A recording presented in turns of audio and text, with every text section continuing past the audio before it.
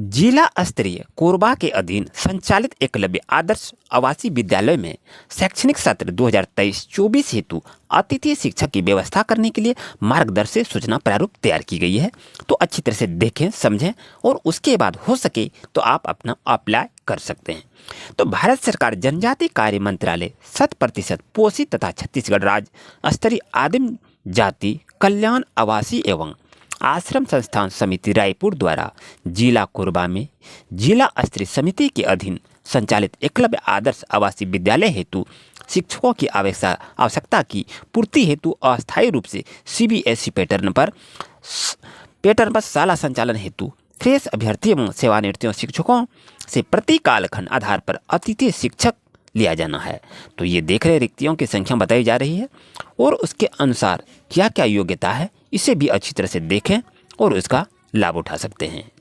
Eklavya school Korba recruitment 2023 Eklavya आदर्श आवासीय विद्यालय कोरबा में वैकेंसी की अंतिम तिथि 12/5/2023 है। तो प्यारे मित्रों, प्यारे दोस्तों, यथाशीघ्र अभी अप्लाई करें। एकलव्य स्कूल कोरबा रिक्रूटमेंट 2023 भारत सरकार जनजातीय कार्य मंत्रालय द्वारा 100% घोषित छत्तीसगढ़ राज्य स्तरीय आदिम जाति कल्याण आवासीय एवं आश्रम संस्थान समिति रायपुर द्वारा जिला कोरबा में जिला स्तरीय समिति के अधीन संचालित एकलव्य आदर्श आवासीय विद्यालयों हेतु शिक्षकों की आवश्यकता की पूर्ति हेतु अस्थायी रूप से CBSE पैटर्न पर संचालन हेतु फ्रेश अभ्यर्थियों एवं सेवानिवृत्त शिक्षकों से प्रति कालखंड आधार पर अतिथि शिक्षक लिया जाना है।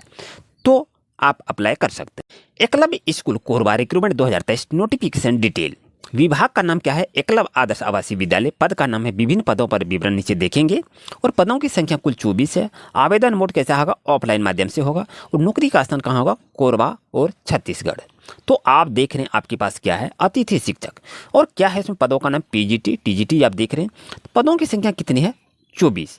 और आयु सीमा एज डिटेल की बात अगर करें तो इस भर्ती आवेदन करने वाले उम्मीदवारों की न्यूनतम आयु सीमा 21 वर्ष होनी चाहिए और अधिकतम आयु सीमा 60 वर्ष होनी चाहिए। इस भर्ती में आरक्षित श्रेणी के आवेदकों को अधिकतम आयु सीमा की सरकारी नियमानुसार छूट भी दी जाएगी।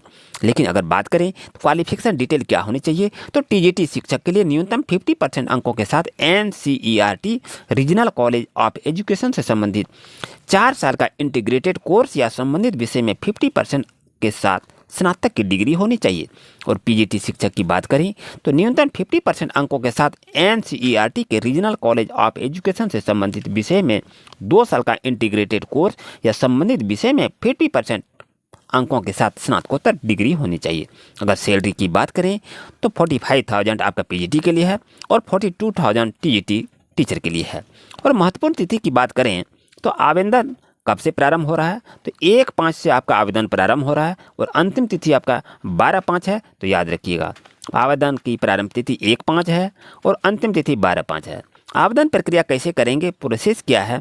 तो निर्धारित आवेदन पत्र के प्रारूप में समस्त स्वप्रमाणित अभिलेखों के साथ एक बंद पड़े लिफाफे में सील बंद कर संबंधित जिले के जिला स्तरीय समिति के कार्यालय रजिस्टर्ड डाक से स्पीड पोस्ट से आपको भेजना है। भेजे जाने वाले लिफाफे के ऊपर स्पष्ट रूप से एकलव्य आदर्श आवासीय विद्यालय के लिए अतिथि शिक्षक हेतु अधीक्षक भर्ती हेतु आवेदन पत्र 2023-24 लिखा जाना अति आवश्यक है। ये जो आपको बताया गया है ये आपको लिखना है इन्वॉल्व के ऊपर में। और कहें कि भेजने वाले समस्त दस्तावेज की प्रति मूल अभिलेख से मिलान स्वप्रमाणित करके भेजें। यानी जितने भी डॉक्यूमेंट का आप भेजेंगे सबको आपको सेल्फ अटेस्टेड करना होगा। महत्वपूर्ण दस्तावेज क्या है? इंपॉर्टेंट डॉक्यूमेंट आधार कार्ड रंगीन देना है, पासपोर्ट साइज नवीन फोटो देना है और 10वीं की अंक सूची जिसमें जन्मतिथि अंकित हो और शैक्षणिक योग्यता प्रमाण पत्र देना है, मूल निवासी प्रमाण पत्र देना है, जाति निवासी प्रमाण पत्र देना है और अनुभव आप है तो एक्सपीरियंस सर्टिफिकेट भी देना होगा, रोजगार पंजीयन प्रमाण पत्र भी देना होगा। अगर चयन प्रक्रिया की बात करें सिलेक्शन प्रोसेस तो जिला समितियों के अधीन विद्यालयों के लिए प्राप्त आवेदनों का परीक्षण उपरांत पात्र अभ्यर्थी का शैक्षणिक योग्यता एवं अनुभव के आधार पर मेरिट तैयार कर पदवार शिक्षक का एक पैनल तैयार करेगी और यदि आवश्यकता हुआ तो साक्षात्कार आयोजित कर शैक्षणिक मूल्यांकन के साथ साक्षात्कार के अंक जोड़कर अंतिम मेरिट सूची के आधार पर अंतिम पैनल तैयार किया जा सकता है। जिला स्तर पर जिलों के अधीन विद्यालयों के लिए आवश्यक शिक्षकों की संख्या का निर्धारण कर विज्ञापन तैयार कर प्रदेश के 2 प्रमुख समाचार पत्रों में विज्ञापन प्रकाशित कराया जाएगा। और यहाँ बात करते हैं आवेदकों को जिले में स्थित विद्यालयों के लिए प्राथमिकता कम से कम विद्यालय चयन करना होगा। ये नोटिफिकेशन आपके लिए अच्छा रहा तो वीडियो को लाइक कीजिए, चैनल को सब्सक्राइब कीजिए न्यू अपडेट पाने के लिए। मिलते हैं न्यू अपडेट के साथ, न्यू नोटिफिकेशन के साथ। Thank you for watching my video.